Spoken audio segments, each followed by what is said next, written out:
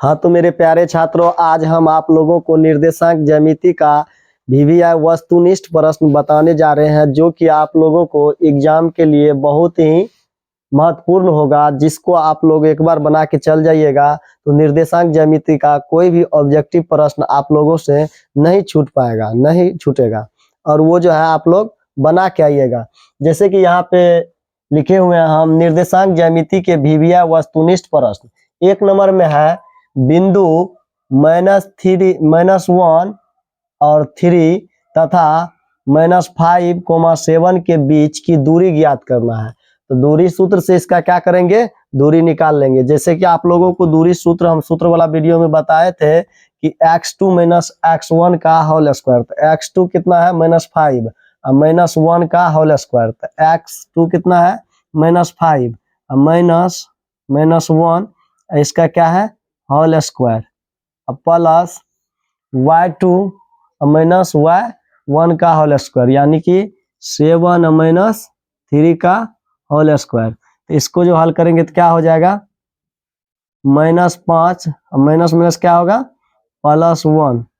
इसका क्या करेंगे होल स्क्वायर प्लस क्या होगा, यहाँ पे 7 में से 3 घटेगा तो क्या बचेगा 4 का होल स्क्वायर।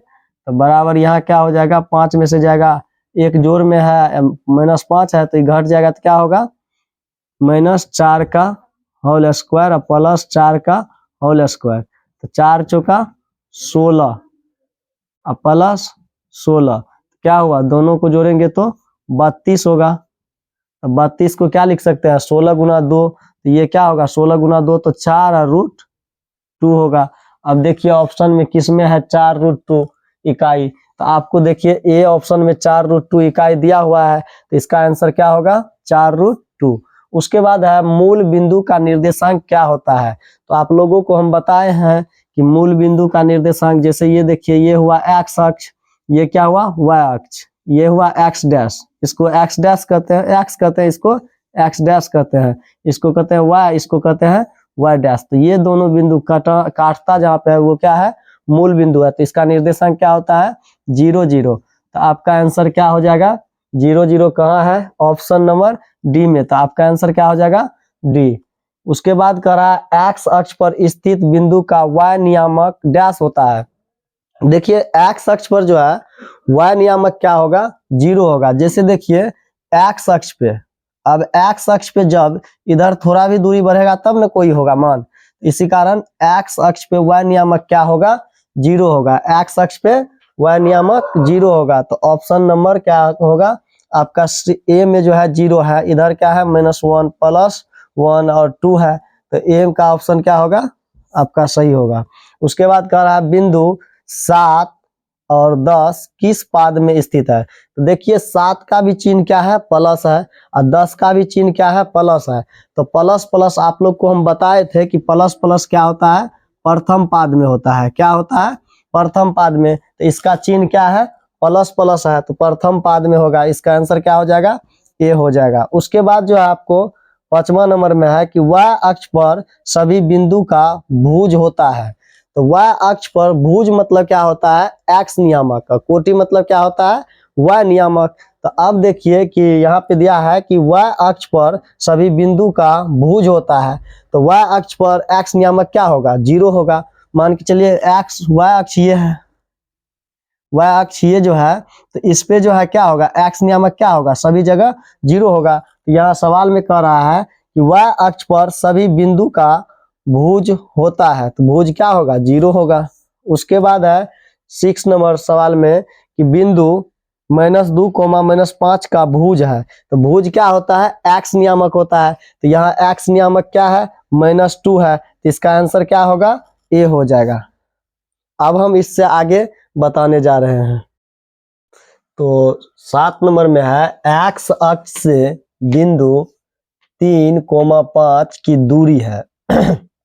तो एक्स अक्ष से जो दूरी होता है वो क्या होगा y नियामक जो होता है वही दूरी होगा।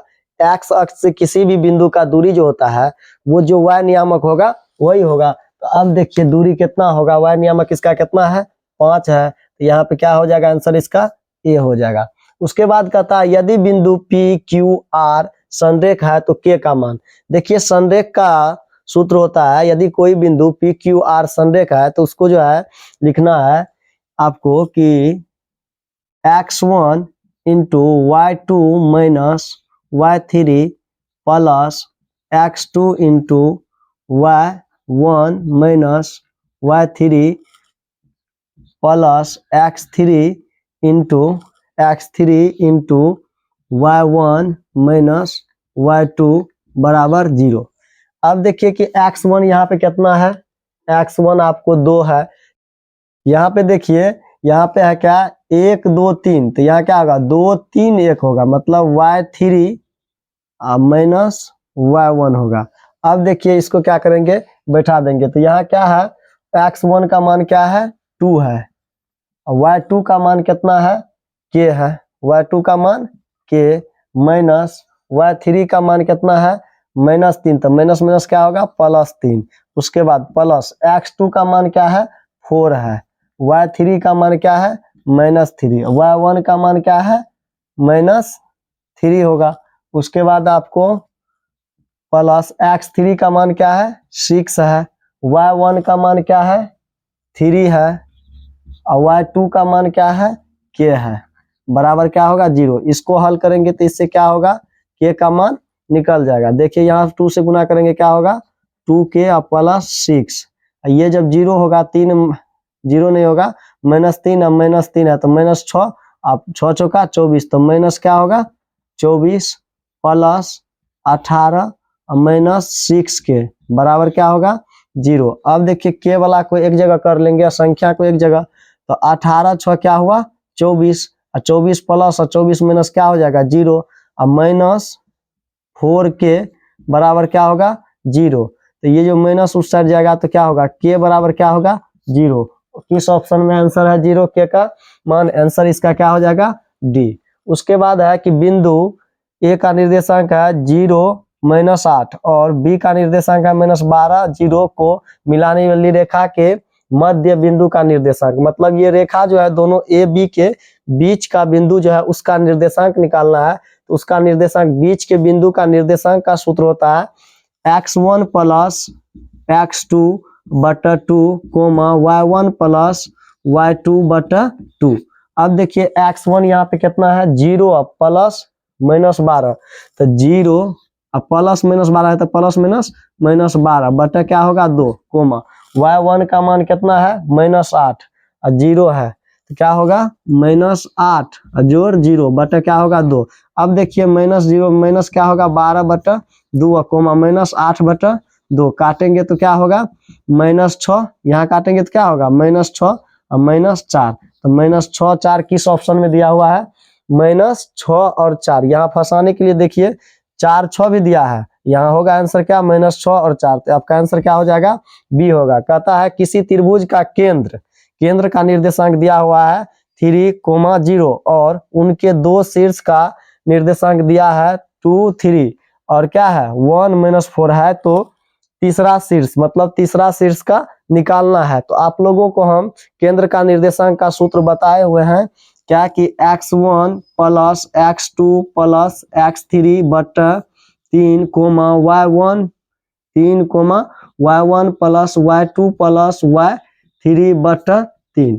अब देखिए यहाँ पे x निर्देशांक पहले निकालना है तीसरा बिंदु का, तो x निर्देशांक तो नहीं है तीसरा शीर्ष का, तो तीसरा शीर्ष का x निर्देशांक जो उसको हम x मान लेते हैं। तो अब यहाँ पे क्या होगा केंद्र का निर्देशांक 3 है, x निर्देशांक 3 है केंद्र का, है ना दिया हुआ। तो अब देखिए x1 कितना है, x1 आपको दिया हुआ है 2 प्लस x2 क्या है 1 और प्लस x3 नहीं है, x3 निकालना है तो x3 ही रहेगा बटा 3, 3 तिया क्या हो जाएगा 9, ये क्या होगा 9, ये 9 बराबर 3 प्लस x3। अब देखिए ये 3 इस साइड आएगा तो x3 बराबर क्या निकलेगा 6 निकलेगा, x3 बराबर 6। तो अब देखिए x3 बराबर 6 निकला, y3 भी निकालना है ना, तो y नियामक केंद्र का कितना है 0, y नियामक कितना है 0, तो 0 बराबर क्या होगा y1 प्लस y1 कितना है 3 अब प्लस माइनस क्या हो जाएगा -4 प्लस y3 बटा क्या होगा 3। अब 3 से गुना करेंगे 0 में 0, ये क्या हो जाएगा -1 और प्लस y3। अब ये माइनस में है 1 तो इस साइड आएगा तो क्या होगा प्लस में, तो y3 बराबर क्या हो जाएगा 1। तो अब देखिए इसका तीसरा शीर्ष का जो निर्देशांक होगा क्या होगा 6,1। तब जिस ऑप्शन में होगा 6,1 वही होगा आंसर। तो आपका ऑप्शन सी में है 6,1। तो तीसरा शीर्ष का क्या होगा निर्देशांक 6,1। उसके बाद है 11 नंबर का प्रश्न कि एक्स अक्ष का समीकरण होता है। एक्स अक्ष का समीकरण है, तो एक्स अक्ष का समीकरण जो होगा, जब एक्स अक्ष का समीकरण पूछ रहा है तो वहां पे क्या होगा y बराबर 0, y बराबर 0। तो अब इससे आगे सवाल हम बताने जा रहे हैं। अब देखिए यहाँ पे 12 नंबर का सवाल है, यदि r का निर्देशांक है 5,6 बिंदु 6, 5 एवं b का निर्देशांक है 4y को मिलाने वाली रेखाखंड AB का मध्य बिंदु है तो y का मान होगा। अब देखिए r जो है बिंदु A का निर्देशांक यहाँ पे होगा, A का निर्देशांक ये है, तो AB को मिलाने वाली रेखा का मध्य बिंदु का निर्देशांक क्या है r है। तो वो जो है r जब है तो y का मान कहता है निकालने के लिए। तो y देखिए क्या होता है, मध्य बिंदु का निर्देशांक क्या होता है x निर्देशांक निकालना होता है तो x1 प्लस x2/2, y निर्देशांक निकालना है तो क्या होता है y1 प्लस y2/2। तो y निर्देशांक इसका कितना है 6 है, तो 6 बराबर होगा y1 प्लस y2, तो 5 प्लस y बटा क्या होगा 2। तो 6 दूना 12, 12 बराबर क्या होगा 5 प्लस y, 5 इस साइड आएगा तो माइनस होगा, तो 7 बराबर क्या होगा y, यानी कि y का मान कितना होना चाहिए 7। तो आपका आंसर क्या हो जाएगा बी होगा। उसके बाद कहता है बिंदु 4.6, 6.5 किस पाद में स्थित है। देखिए ये पॉइंट में रहे, रूट में रहे या दशमलव किसी में भी रहे, जब दोनों का चिन्ह प्लस में है तो इसका मतलब क्या होगा प्रथम चतुर्थांश या प्रथम पाद में होगा। इसका आंसर क्या होगा प्रथम पाद। उसके बाद कहता है प्रथम पाद में स्थित किसी बिंदु की एक्स अक्ष से दूरी क्या कहलाती है। तो एक्स अक्ष से दूरी क्या कहलाएगा y नियामक कहलाएगा। तो y नियामक को क्या कहते हैं कोटि कहते हैं। इसका आंसर क्या हो जाएगा बी होगा। कार्तीय तल में स्थित किसी बिंदु 3,-4 का कोटि का मान क्या होगा। कोटि का मान मतलब क्या हुआ y निर्देशांक। तो y निर्देशांक यहाँ पे क्या है -4। -4 किस ऑप्शन में है ए ऑप्शन में -4 है, तो आपका आंसर क्या हो जाएगा -4। बिंदु 2√3 -√3 किस पाद में स्थित है। तो अब देखिए ये जो है आप लोग को पता होगा कि ये जो होता है प्लस प्लस होता है, ये जो होता है माइनस और प्लस होता है, ये जो होता है क्या होता है माइनस माइनस होता है, ये जो होता है क्या होता है प्लस और माइनस होता है। तो प्लस माइनस क्या है चतुर्थ, यहाँ पे चिन्ह क्या है इसका प्लस है इसका माइनस है, तो प्लस माइनस है तो किस चतुर्थांश में या किस पाद में होगा चतुर्थ पाद में होगा। तो इसका आंसर क्या होगा डी होगा। इससे आगे हम आगे बताने जा रहे हैं। तो यहाँ पे है 17 नंबर प्रश्न, 3 बिंदु संरेख होंगे यदि उनसे बने त्रिभुज का क्षेत्रफल डैश होगा। तो अब देखिए हम आप लोग को बताए थे कि त्रिभुज के क्षेत्रफल के बराबर यदि 0 होता है तो वो क्या होता है तीनों बिंदु संरेख होता है। तो अब इसका ऑप्शन 0 किस में है सी में है, तो आपका आंसर हो जाएगा सी। उसके बाद कह रहा है बिंदु P का निर्देशांक है XY से मूल बिंदु 0, 0 के बीच की दूरी डैश होगी। तो अब देखिए बीच का दूरी क्या होगा, मान के चलिए आप मूल बिंदु का 0, 0 है, तो मूल बिंदु का 0, 0 है तो क्या होगा x का स्क्वायर प्लस y का स्क्वायर। तो इसका आंसर क्या आ जाएगा सी होगा। अब जो है किसी बिंदु -4 -7 में y नियामक का मान है, मतलब y निर्देशांक क्या है या y नियामक क्या है, इसमें क्या है -7 होगा। क्या होगा -7 होगा इसका आंसर। उसके बाद कह रहा है बिंदु 3, 4 की मूल बिंदु से दूरी। तो मूल बिंदु से जो दूरी निकालते हैं तो मूल बिंदु से दूरी का सूत्र ये है √x² + y²। तो क्या होगा √√3 का स्क्वायर करेंगे तो क्या होगा √3 का स्क्वायर प्लस 4 का स्क्वायर। तो 3 का स्क्वायर क्या होता है 9 और प्लस 4 का स्क्वायर 16। तो 16 9 रूट में क्या होगा 25। तो रूट से निकालेंगे क्या होगा 5। अब 5 इकाई किस ऑप्शन में है आंसर सी होगा। सी में 5 इकाई है तो आंसर क्या होगा सी। अब 21 नंबर सवाल है, यदि त्रिभुज ABC के शीर्ष का निर्देशांक ए का नियामक है 2 4, बी का जो है 0 6 और सी का निर्देशांक 4 - 1 हो तो त्रिभुज ABC के केंद्र का निर्देशांक होगा। तो केंद्र का निर्देशांक का सूत्र आप लोग को बताएं कि x1 + x2 + x3 बटा 3 कोमा y1 + y2 + y3 बटा 3। तो अब देखिए x1 कितना है 2 है, उसके बाद x2 कितना है 0,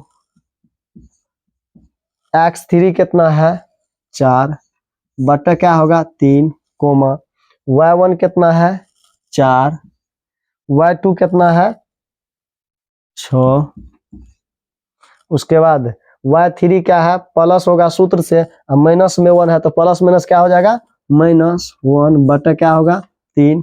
अब क्या होगा 4 2 6 बटा 3 कोमा 6 4 10 और -1 होगा क्या होगा 9 बटा 3, 3 तिया 9, 3 दूना 6 क्या होगा 2 कोमा 3। तो केंद्र का निर्देशांक क्या होगा 2 3। तो यहाँ केंद्र का निर्देशांक 2 3 किस में है ऑप्शन बी में है। फंसाने के लिए यहाँ पे देखिए 3 2 भी दिया है लेकिन आंसर क्या होगा 2 3 होगा। तो आपका आंसर ये हो गया। तो हाँ तो दोस्तों ऐसा ही वीडियो देखने के लिए मेरे चैनल को सब्सक्राइब करें, वीडियो को लाइक करें, शेयर करें।